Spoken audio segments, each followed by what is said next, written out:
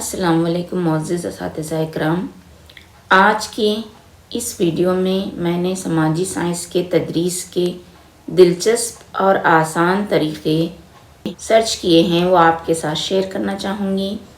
حالانکہ ہم تمام یہ طریقے اپنے اپنے کلاس رومز میں استعمال کرتے ہیں، مگر نام ہمیں لکھنے کا پتہ نہیں ہوتا، اور اکثر جب ہم ریکارڈز مینٹین کرتے ہیں اس وقت کون سا میتھڈ ہم نے استعمال کیا ہے اس جگہ پر ہم یہ لکھ سکتے ہیں۔ اساتذہ کرام، تدریس کے دو پہلو ہوتے ہیں جیسا کہ ہم سبھی جانتے ہیں، اساتذہ مرکوز طریقہ یعنی ٹیچر سینٹر پوائنٹ، اور یہاں پر ایک طریقہ ہوتا ہے طالب علم مرکوز طریقہ یعنی چائلڈ سینٹر ایجوکیشن۔ پہلے زمانے میں اساتذہ کو ہی سینٹر سمجھا جاتا تھا، مرکز سمجھا جاتا تھا، لیکن اب اس دور میں طالب علم کو ہی مرکز کے طور پر رکھا گیا ہے، یعنی چائلڈ سینٹر ایجوکیشن آج کل کے دور میں پائی جاتی ہے۔ تو بچے کی قابلیت، اس کی عمر، اس کے سماجی ماحول، معاشی ماحول کے حساب سے ہمیں وہ جو سمجھ سکتا ہے وہ طریقہ استعمال کرتے ہوئے پڑھانے کو کہا جا رہا ہے۔ تو یہاں پر تقریباً 35 طریقے بتلائے گئے ہیں جس سے ہم سماجی سائنس کو آسان اور دلچسپ بنا سکتے ہیں۔ تو پہلا طریقہ ہے کہانی طریقہ تدریس یا اسٹوری ٹیلنگ میتھڈ۔ اس میں ہم بچوں کو کہانی سنا کر معلومات فراہم کر سکتے ہیں جو بچوں کے نفسیات سے بہت ہم آہنگ ہوتا ہے، یعنی بچے کہانی سننے میں بہت زیادہ دلچسپی رکھتے ہیں۔ ہم کہانیاں ایسے لوگوں کی سنا سکتے ہیں جو سماج میں بہترین کام کر کے گئے ہیں، جنہیں ہم آئیڈیل شخصیات کہہ سکتے ہیں، سماجی کارکن کہہ سکتے ہیں، یا بہت ہی عظیم بادشاہ جو ہماری تاریخ میں گزرے ہیں، یا پھر اخلاقیات پر مشتمل قصے کہانیاں، پیغمبروں کی کہانیاں، صحابہ کی کہانیاں سنا کر ہم تدریس کو اپنا سکتے ہیں۔ کہانی طریقہ تدریس کا اصل مقصد بچوں میں پڑھنے کی ترغیب کرنا، ان میں شوق پیدا کرنا ہوتا ہے۔ کہانی کے لیے ضروری ہے کہ بچوں کی قوت فہم اور زبان کے مطابق کہانیاں ہونی چاہیے۔ ان کی عمر کا، ان کی سمجھنے کی قوت کا معیار رکھتے ہوئے ہمیں کہانی کہنی چاہیے۔ سماجی سائنس پڑھانے کا دوسرا طریقہ ہے ٹیکسٹ بک میتھڈ، متن تدریس طریقہ۔ یہاں پر اساتذہ بلند آواز سے کتاب میں پائے جانے والے متن کو پڑھتے ہیں اور اہم پوائنٹس کی تشریح کرتے جاتے ہیں۔ ہمیں طالب علموں کو بھی پڑھنے کا موقع دیا جاتا ہے، اس لیے ضروری ہے متن آسان ہو، پڑھنے میں بھی بچوں کو دلچسپی پیدا ہو، مضمون کو بچوں کی عمر کے لحاظ سے عام فہم رکھا جائے۔ کتابت، طباعت اور مشمولات میں ایسی چیزیں شامل کی جائیں جو بچوں کے دلکشی اور تفریح کا ذریعہ بنے۔ بورنگ کتاب نہیں ہونی چاہیے، بلکہ بچوں کو دلچسپی اس میں پیدا ہونی چاہیے، تب ہم یہ طریقہ استعمال کر سکتے ہیں۔ اگلا جو طریقہ ہے وہ تقریری طریقہ یا lecture method, talk and talk method بھی کہا جاتا ہے۔ طریقے میں درسگاہ میں زبانی تقریر کے ذریعے موضوع پر سیر حاصل گفتگو کی جاتی ہے، مثالیں دے کر عنوان کو سمجھاتے ہیں۔ اسباق کو سمجھنے کے لیے یہ انتہائی مؤثر طریقہ ہے۔ اس کی خصوصیات یہ ہوتی ہیں کہ تقریر سسٹمیٹک ہونا چاہیے، نقطہ بند ہونی چاہیے، منطقی ہونی چاہیے اور مؤثر ہونی چاہیے۔ ہم دیکھیں گے تو ہمارے تعلیمی محکمے میں بڑی حد تک تقریری طریقہ ہی استعمال کیا جاتا ہے، مگر اساتذہ کرام اس کے چند منفی خصوصیات ہیں یا منفی پہلو بھی پائے جاتے ہیں۔ یہ طریقہ اکثر طلباء کو بور کرتا ہے، سننے کا ہی صرف اس میں کام ہوتا ہے، بچے کی طرف سے کوئی ایکٹیویٹیز نہیں ہوتی۔ ٹیچر سینٹر طریقہ ہے اور کبھی کبھی طالب علم کی قوت فہم کو یہ بڑھا بھی نہیں سکتا۔ خیر، ہم اس میں سے کوئی بھی طریقہ اپنے موضوع کے حساب سے چن سکتے ہیں۔ اگلا طریقہ ہے مشاہداتی طریقہ، ڈیمونسٹریشن میتھڈ۔ اس میں بنیادی طور پر کسی چیز کو دکھا کر تعلیم دی جاتی ہے۔ مثال کے طور پر دنیا کو سمجھنے کے لیے گلوب یا نقشہ دکھایا جاتا ہے۔ سائنس اور دیگر علوم کی تعلیمات کے لیے یہ طریقہ زیادہ مفید اور موزوں ہیں، مگر اس میں بھی چند منفی پہلو پائے جاتے ہیں۔ نمبر 1 ہے عملی سرگرمیاں بہت کم ہوتی ہیں، یعنی استاد ہی بولتا رہتا ہے، وہی بتاتا رہتا ہے، طلبہ کو کوئی سرگرمی نہیں ہوتی، صرف مشاہدے سے ہی تعلیم دی جاتی ہے، صرف استاد کے مطابق مشاہداتی عمل ہوتا ہے، سبھی علوم و فنون کی تعلیم اس سے ممکن نہیں ہے۔ ہم یہ طریقہ بھی اپنے سماجی سائنس کے اسباق میں استعمال کر سکتے ہیں۔ اگلا طریقہ ہے جماعت بندی کا طریقہ، ٹیوٹوریل میتھڈ۔ اس طریقے میں طلبہ کو گروپ میں تقسیم کیا جاتا ہے۔ طالب علم کو انفرادی تعلیم دینے کے بجائے گروپ کو تعلیم دی جاتی ہے۔ اس کی 2 شکلیں ہیں، یکساں صلاحیت رکھنے والے طلبہ کی جماعت، مختلف صلاحیتیں رکھنے والے طلبہ کی جماعت۔ ہم اپنے کلاس میں 2 یا 3 گروپس کر سکتے ہیں۔ جو بہت ذہین ہیں ان کا ایک گروپ، جو ایوریج ہیں ان کا ایک گروپ کر سکتے ہیں، اور جو ذرا کمزور ہیں ان کا الگ گروپ کر کے ان کی جو ہے صلاحیت کی بنیاد پر تعلیم دی جا سکتی ہے۔ یہ جو ہے بہتر طریقہ ہے جس سے بچے کو سمجھنے میں آسانی ہوتی ہے۔ اگلا جو طریقہ ہے سوال جواب کا طریقہ، کوشچن آنسر میتھڈ۔ یہ طریقہ سقراط کی ایجاد سمجھا جاتا ہے۔ ان کا کہنا تھا کہ ہمارے اندر جو معلومات مخفی ہیں انہیں سوالات و جوابات کے ذریعے باہر نکالا جا سکتا ہے۔ اس طریقے کی خصوصیت یہ ہے کہ اساتذہ اور طلبہ دونوں مرکوز طریقہ ہے۔ سوالات طلبہ کو متجسس بناتے ہیں اور اساتذہ کے جوابات طلبہ کے لیے رہنمائی کے سامان بہم پہنچاتے ہیں، جس سے طلبہ اور اساتذہ دونوں کی معلومات میں اضافہ ہوتا ہے۔ عمومی طور پر یہ طریقہ تدریس بہت ہی مفید ہے۔ اس میں طلبہ بھی ایکٹیو ہوتے ہیں اور استاد بھی بہت الرٹ ہوتے ہیں کہ پتہ نہیں طلبہ کیا پوچھنے والے ہیں۔ یہ طریقہ ہمارے سماجی سائنس کے لیے بہت ہی موزوں ہے۔ اگلا جو طریقہ ہے وہ ڈسکشن میتھڈ، بحث و مباحثے کا طریقہ۔ اس میں کسی موضوع پر بحث و گفتگو کے ذریعے تعلیم دی جاتی ہے۔ پہلے اساتذہ طلبہ سے، پھر طلبہ آپس میں ایک دوسرے سے بحث و مباحثہ کرتے ہیں۔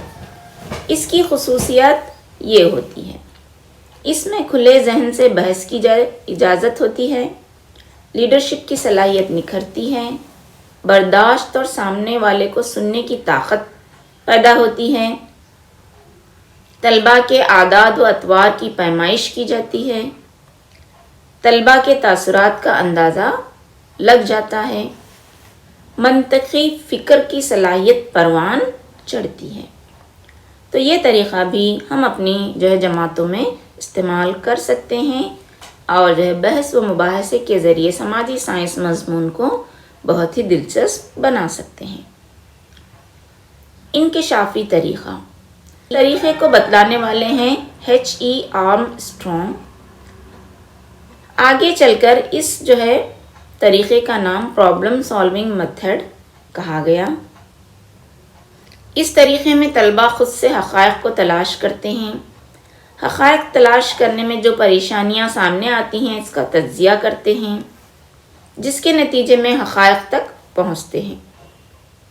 طلبہ پہلے کی کوشش کرتے ہیں، ان کی کوششوں میں کبھی کبھی غلطیاں بھی ہو جاتی ہیں، لیکن بار بار کی غلطیوں پر وہ قابو بھی پا لیتے ہیں۔ انکشافی طریقے سے طلبہ میں خود اعتمادی پیدا ہوتی ہے اور سرچ کرنے کے لیے یہ بہت ہی اہم طریقہ سمجھا جاتا ہے۔ اگلا جو طریقہ ہے سماجی سائنس پڑھانے کا وہ کھوج کا طریقہ، ڈسکوری میتھڈ۔ اس میں کھوج اور تلاش پر مبنی طریقہ تدریس اختیار کیا جاتا ہے۔ یہ طریقہ انکشافی طریقے سے کافی مماثلت رکھتا ہے، تاہم دونوں میں کئی بنیادی فرق ہیں۔ کھوج کا طریقہ زیادہ تر سماجی سائنس کی تدریس میں استعمال کیا جاتا ہے، جبکہ انکشافی طریقے میں ہم سائنس کے قوانین کو استعمال کرتے ہیں، یا سائنس پڑھنے کے لیے انکشافی طریقہ چاہیے، کھوج کے لیے سماجی سائنس جو ہے موضوع بہتر ہوگا۔ کھوج کے طریقے سے پہلے سے موجود حقائق کی تشریح کی جاتی ہے، جبکہ انکشافی طریقے میں نئی دریافت ہوتی ہے۔ یہی جو ہے فرق ان دونوں طریقوں میں پایا جاتا ہے۔ کھوج کا مطلب آلریڈی جو ہے اسے ہم ڈھونڈ کے نکالتے ہیں، انکشاف میں ہم کچھ نیا دریافت کرتے ہیں۔ کھوج کا طریقہ ماضی کے حقائق سے تعلق رکھتا ہے، جبکہ انکشافی طریقہ حال سے بحث کرتا ہے۔ اگلا جو طریقہ ہے سماجی سائنس پڑھانے کا وہ ہے پروجیکٹ طریقہ۔ ولیم ہارٹ کل پیٹرک کا ہے۔ اس میں بچوں کو کوئی پروجیکٹ دیا جاتا ہے جس کی منصوبہ بندی کر کے وہ نئی چیزوں کو سیکھتے ہیں۔ یہ طلبہ مرکوز طریقہ ہے۔ طلبہ کو ایسے کاموں کو دیا جاتا ہے جو سماج سے مربوط ہوتا ہے۔ طلبہ گروپ بنا کر کسی منصوبہ کی پلاننگ کرتے ہیں۔ اس طریقے سے طلبہ میں تخلیقی صلاحیت پیدا ہوتی ہے۔ اس میں اور انکشافی طریقے میں فرق یہ ہے کہ پروجیکٹ میں گروپ بندی ضروری ہوتی ہے، جبکہ انکشافی طریقے میں طلبہ انفرادی طور پر کام کرتے ہیں۔ علاوہ ازیں انکشافی طریقے میں فرضی پرابلم تخلیق کی جاتی ہے۔ ایک پروجیکٹ میں ہمیشہ حقیقی پریشانیوں کا حل ڈھونڈنا ہوتا ہے۔ پروجیکٹس کی 4 خصوصیات ہوتی ہیں: تخلیقی، کنسٹرکشن، دلچسپ، انجوائمنٹ، مسائل کا حل، پرابلم۔ خصوصی معلومات، اسپیشل لرننگ بھی اس طریقے سے طلبہ حاصل کرتے ہیں۔ اگلا جو طریقہ ہے ایکٹنگ طریقہ یا کردار ادا کرنے والا طریقہ، رول پلے اینڈ ڈراماٹائزیشن میتھڈ۔ کسی چیز کو سیکھنے سکھانے کے لیے تقریر کے بجائے اداکاری کی جاتی ہے۔ اس میں استاد ایک طالب علم کو کوئی رول پلے کرنے کو کہتا ہے اور بقیہ طلبہ اس کو بغور دیکھتے ہیں اور خوبی خرابی پر نظر رکھتے ہیں۔ اس طریقے سے طلبہ میں عملی سرگرمی مشاہدے کی قوت پروان چڑھتی ہے۔ اس طریقے کا استعمال بالعموم ٹیچر ٹریننگ وغیرہ میں کیا جاتا ہے۔ اس سے الفاظ کو خارجی وجود دینے اور تصورات کو وسعت دینے میں مدد ملتی ہے۔ ہم بھی چھوٹے چھوٹے جو ہے کردار طلبہ کو دے کر ان کے چند ڈائلاگس یاد کرا کے کلاس میں اس کا مظاہرہ کریں گے تو بہت دنوں تک طلبہ کے ذہن میں وہ جو ہے کردار رہے گا۔ مثال کے طور پر جماعت ہشتم میں اکتسابی آموزش کی جو ہماری بک ہے اس میں گوتمی کا ایک چھوٹا سا ڈرامہ دیا گیا ہے۔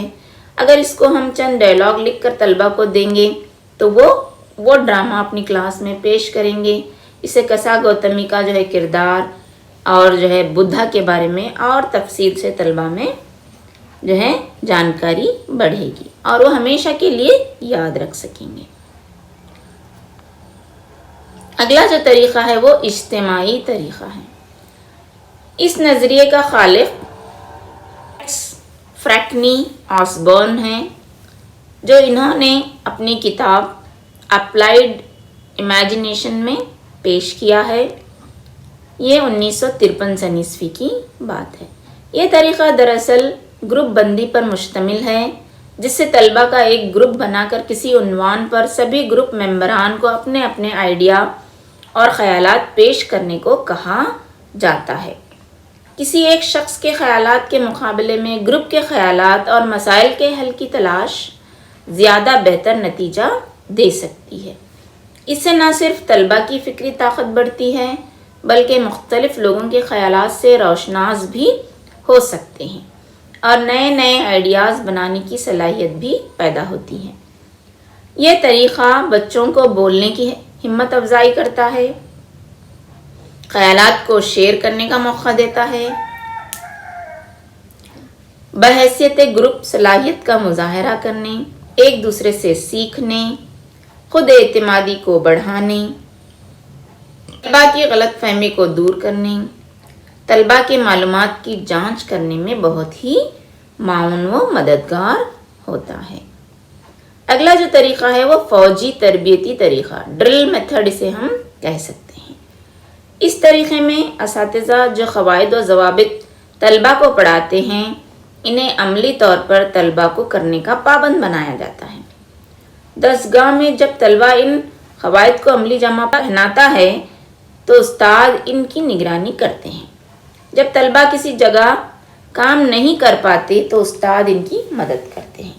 اس سے طلباء میں خود اعتمادی پیدا ہوتی ہے اور کوئی سرگرمی انجام دینے سے وہ نہیں گھبراتا۔ اگلا جو طریقہ ہے مثال سے قاعدے کا طریقہ اوریسٹوٹل یعنی ارسطو نے دیا ہے۔ اس کا دوسرا نام سائنٹیفک میتھڈ بھی ہے۔ اس سے پہلے بہت ساری مثالیں پیش کی جا چکی ہیں، پھر اس کی روشنی میں کوئی قاعدہ بتایا جاتا ہے۔ اس سے پہلے بہت ساری مثالیں پیش کی جاتی ہیں، پھر اس کی روشنی میں کوئی قاعدہ بتایا جاتا ہے۔ اس میں مجہولات سے معلومات کا سفر طے ہوتا ہے۔ تخلیقی فکر کی صلاحیت طلباء میں پیدا ہوتی ہے۔ طریقہ ہے مسائل حل کرنے کا طریقہ، پرابلم سالونگ میتھڈ۔ اس طریقے میں بچوں کے سامنے ایک مشکل رکھی جاتی ہے اور کہا جاتا ہے کہ اس کا حل تلاش کرو۔ بچہ ذات خود پریشانیوں کا حل ڈھونڈنے کی کوشش کرتا ہے۔ کبھی کبھار طلباء کو حل کا اشارہ بھی دیا جا سکتا ہے۔ اس سے طلباء میں سوچنے کی صلاحیت بڑھتی ہے۔ اگلا طریقہ ہے سیاحی طریقہ، فیلڈ ٹرپس اور ایکسکرشن میتھڈ۔ اس طریقے میں بچوں کو سیاحت پر لے جا کر جہاں زمینی سطح پر بچوں سے ڈاٹا جمع کرنے کے لیے کہا جا سکتا ہے۔ اس طریقے سے بچے تفریح کے ساتھ ساتھ تعلیم بھی حاصل کرتے ہیں۔ اس سے مشاہدہ فطرت سے علم کشیدہ کرتے ہیں، یعنی بچے ڈائریکٹ جو ہے نالج اس سے حاصل کر سکتے ہیں۔ اگلا طریقہ ہے پلے وے میتھڈ، کھیل کھیل کا طریقہ۔ اس نظریے کو پیش کرنے والا تھا فاربل فیڈرچ۔ اس میں بچوں کی نفسیات کے مطابق کھیل کھیل میں تعلیم دینے کا طریقہ اختیار کیا جاتا ہے۔ اگر یوں کہیں تو غلط نہ ہوگا، اسے کنڈر گارڈن میتھڈ۔ اس میں کھیل کو اولیت ہوتی ہے جبکہ تعلیم ثانوی مقصد رکھتی ہے۔ ماریا مونٹیسری طریقہ۔ اس نظریے کو پیش کرنے والی خاتون کا نام ڈاکٹر ماریا مونٹیسری تھا۔ اس طریقے میں بتایا گیا ہے کہ بچہ حواس خمسہ یعنی آنکھ، کان، ناک، دماغ کو چھو کر سیکھتے ہیں۔ اس طریقے سے انہیں سکھایا جاتا ہے۔ اس طریقے میں از خود سیکھنے اور گروپ میں سیکھنے کی حوصلہ افزائی کی جاتی ہے اور اساتذہ بچوں کو مناسب طریقے کی رہنمائی کرتے ہیں۔ میرا خیال ہے یہ چھوٹی جماعتوں کے لیے موضوع ہے۔ اگلا جو طریقہ ہے وہ ڈالٹن کا طریقہ ہے۔ اس میں بچوں کی تعلیم کے آلات، کاپی، قلم، پنسل، کھلونے وغیرہ دیے جاتے ہیں اور انہیں آزادی دی جاتی ہے۔ اس میں بچوں کو ایک متعین وقت دیا جاتا ہے، اس دوران کام کو مکمل کرنے کو کہا جاتا ہے۔ اس میں طلبہ مرکوز نظام تعلیم پر زور دیا گیا ہے۔ اس طریقے کا دوسرا نام لبرٹی میتھڈ بھی ہے۔ ان کا ماننا تھا کہ بچوں کو کام کرنے کی آزادی دینے سے بچوں کے کام کرنے کی صلاحیت میں بڑھوتری ہوتی ہے۔ اگلا طریقہ ہے ایکٹیویٹی میتھڈ، سرگرمی والا طریقہ۔ اس نظریے کا بانی ڈیوڈ ہارسبرگ تھا۔ اس میں طلبہ اور اساتذہ دونوں تعلیم و تدریس کی سرگرمیوں میں برابر کے شریک رہتے ہیں۔ اس طریقے میں زیادہ تر جو ہے اہمیت بچے کو دی جاتی ہے، جس سے طلبہ کو مکمل طور پر سرگرمی میں حصہ لینے کے لیے اساتذہ حوصلہ افزائی کرتے ہیں۔ اگلا جو طریقہ ہے تجزیاتی طریقہ انالیسس میتھڈ. اس طریقے میں مسائل کو چھوٹے چھوٹے حصوں میں تقسیم کیا جاتا ہے. پھر استاد ایک کے بعد دیگرے ایک حصے کی تشریح کرتا ہے اور ان کا حل بتاتا جاتا ہے. اس میں مجموعات سے معلومات کی طرف لے جایا جاتا ہے، یعنی مشکل سے آسان کی طرف. یہ طریقہ کھوج اور انکشافی طریقے سے کافی مماثلت رکھتا ہے. تاریخ پڑھانے میں بھی یہ بہت ہی معاون و مددگار ہے.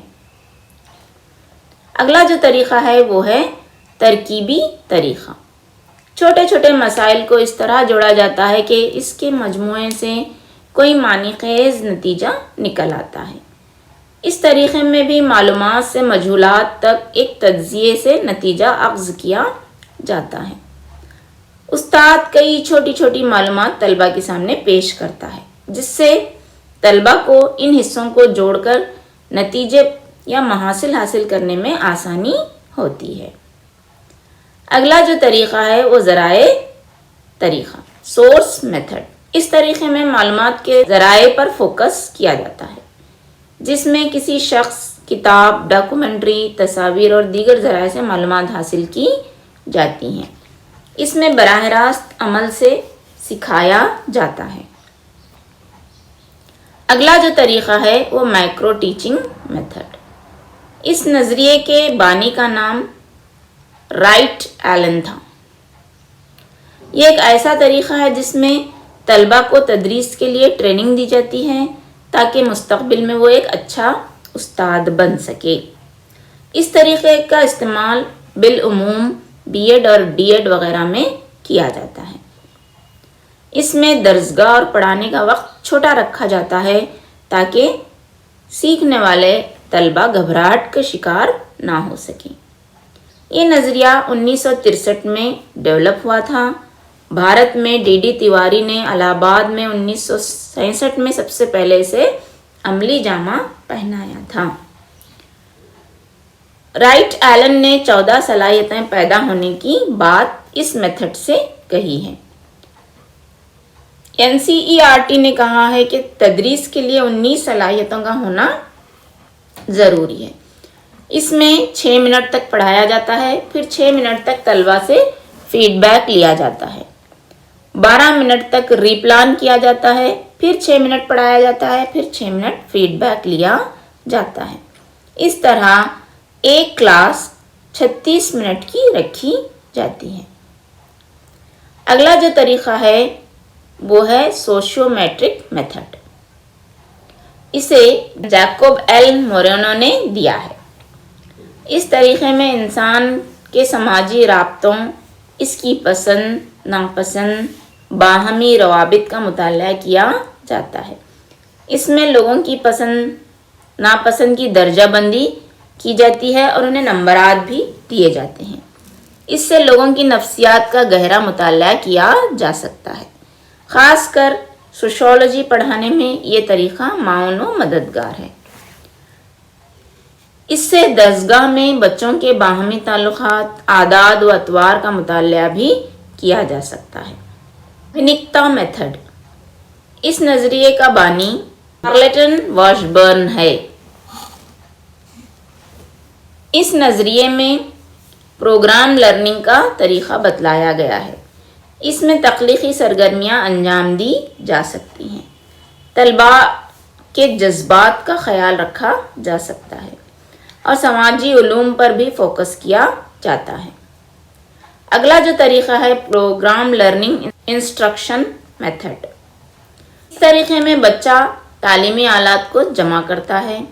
آلات کو ایسی ترتیب میں رکھا جاتا ہے جس سے کئی نئی چیزیں سیکھنے کو ملتی ہیں. پھر اس کے متعلق سوالات کیے جاتے ہیں. اگر بچہ سوالات کے جوابات صحیح دیتا ہے تو کہا جاتا ہے کہ اس بچے نے سیکھ لیا.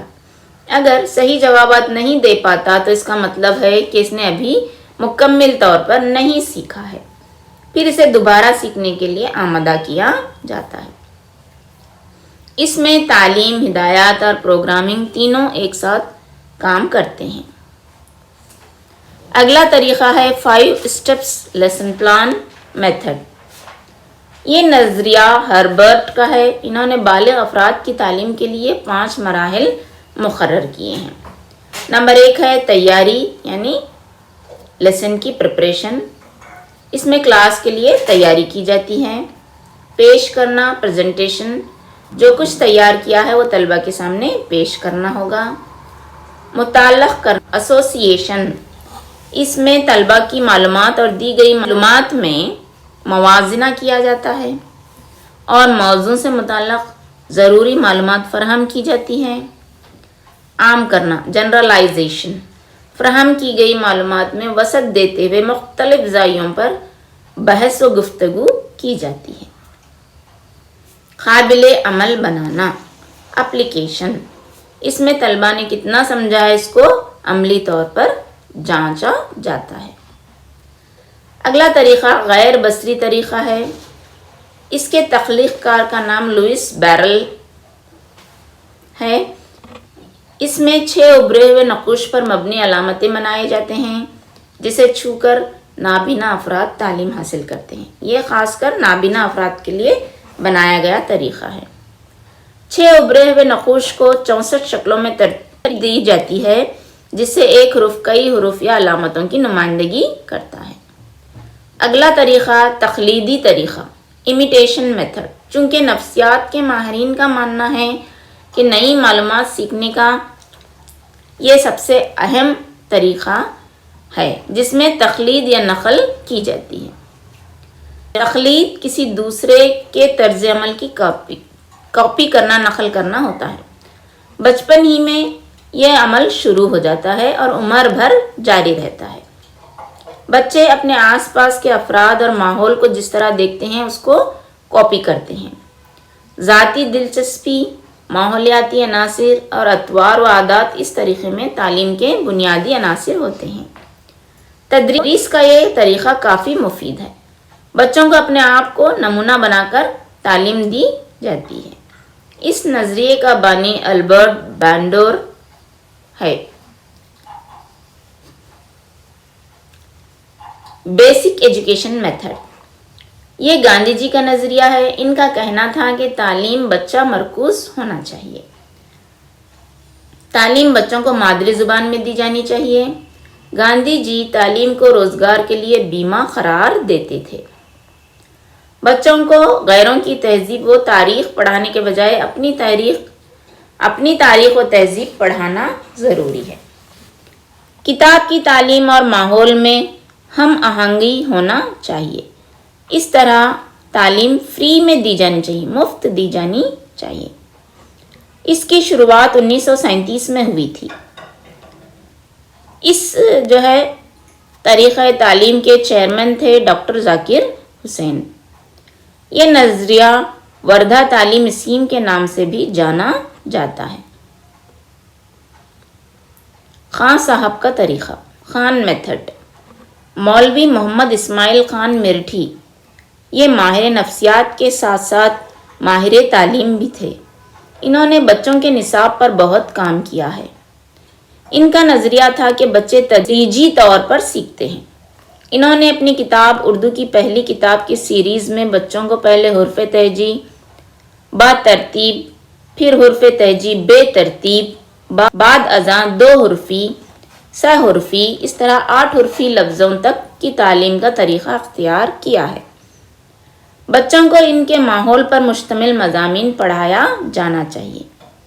بچوں کو کہانی کے ذریعے اخلاقی و دینی تعلیم دی جا سکتی ہے. اس طرح بچوں کے لیے آسان زبان و اسلوب بھی ضروری ہے. اگلا جو طریقہ ہے وہ جمعیت کا طریقہ، JUH میتھڈ اسے کہا جاتا ہے. مورخ ملت مولانا محمد میاں صاحب نور اللہ مرقد جمعیت علماء ہند کے ناظم اعلیٰ تھے. انہوں نے جمعیت کا شعبہ مرکزی دینی تعلیمی بورڈ کے لیے نصابی کتابیں اور تدریسی اصول مرتب کیے ہیں. ان کے مطابق نصاب اور کتاب سے زیادہ ضروری ہے استاد اور اس کے طریقہ تعلیم. انہوں نے تدریس کے بنیادی اصولوں کے طور پر طلبہ کو مانوس کرنے، بچوں کی صلاحیت کو سمجھ کر ان کے مطابق کام لینے علامات کی شناخت سے پہلے آواز کی شناخت کرانے، تصویر کے بجائے تصویری طاقت کو مضبوط کرنے اور شوق و دلچسپی پیدا کر کے تعلیم فراہم کرنے کی وکالت کی تھی۔ ان کا ماننا ہے کہ بچے کسی وقت خالی بیٹھنا نہیں چاہیے بچہ کسی وقت خالی بیٹھنا نہیں چاہیے۔ ان کی اس فطرتی کیفیت سے فائدہ اٹھاتے ہوئے انہیں تعلیمی سرگرمیوں میں مشغول کرنا چاہیے۔ بچے کے دماغی بوجھ کو کم کرنے کے لیے مصروفیات کے شیڈول میں تنوع پیدا کریں۔ بچے کی کتاب میں حروف بڑے بڑے اور جلی شکل میں لکھا جانا چاہیے، کیونکہ بڑے حروف زیادہ یاد ہوتے ہیں اور یاد رہتے ہیں۔ مولانا جماعت بندی میں تعلیم دینے کے حامی تھے۔ اس طرح بچوں کی حوصلہ افزائی کرنا بھی مفید ہوتا ہے۔ جرم و سزا کے حوالے سے مولانا کا نظریہ یہ ہے کہ حتی الامکان مار پٹائی سے گریز کرنا چاہیے، لیکن اگر پٹائی ضروری ہو تو بچے کے جرم اور استاد کی سزا میں توازن برقرار رکھنا ضروری ہے۔ اس طرح ہوم ورک کاپی قلم سے زیادہ کھیل کے فارمیٹ میں دیا جانا چاہیے۔ چونکہ بچے کو کھیل میں زیادہ دلچسپی ہوتی ہے، اس سے تعلیم دینے میں زیادہ فائدہ ہوتا ہے۔ استاد کے لیے ضروری ہے کہ بچوں کے علاقائی کھیلوں سے تعلیم کا پہلو نکالیں۔ اس طرح کسی نصاب یا کتاب کو فوکس کیے بغیر عملی سرگرمیوں کو اولویت دیں۔ یہ عملی سرگرمیاں اساتذہ اپنے تجربات اور بچوں کی علاقائی نفسیات کے مطابق خود تخلیق کریں۔ خوف کے مقابلے میں انعام کے لالچ سے بچوں کی میموری کیپیسٹی زیادہ ایکٹیو ہوتی ہے، اس لیے سزا میں صرف ظاہری ناراضگی ہونی چاہیے۔ اسی طرح جب بچہ غلطی کرے تو بھی تعریف سے ہی حوصلہ افزائی کی جائے۔ کچھ چیزوں میں رٹانا مفید ہو سکتا ہے، لیکن ضروری نہیں ہے۔ تقریر کے ذریعے سمجھانے کے بجائے عملی مشق کے ذریعے تفہیم کی جائے۔ یاد رکھیں کہ بچوں کو عالم بنانے کے بجائے عامل بنائیں کہ وہ زیادہ قبول کر سکیں۔ تھے سماجی سائنس کے چند دلچسپ اور آسان طریقے۔ میں امید کرتی ہوں کہ آپ اس ویڈیو لیسن کو پسند کریں گے۔ ہمیں اپنی دعاؤں میں ہمیشہ یاد رکھیے گا۔ اللہ حافظ۔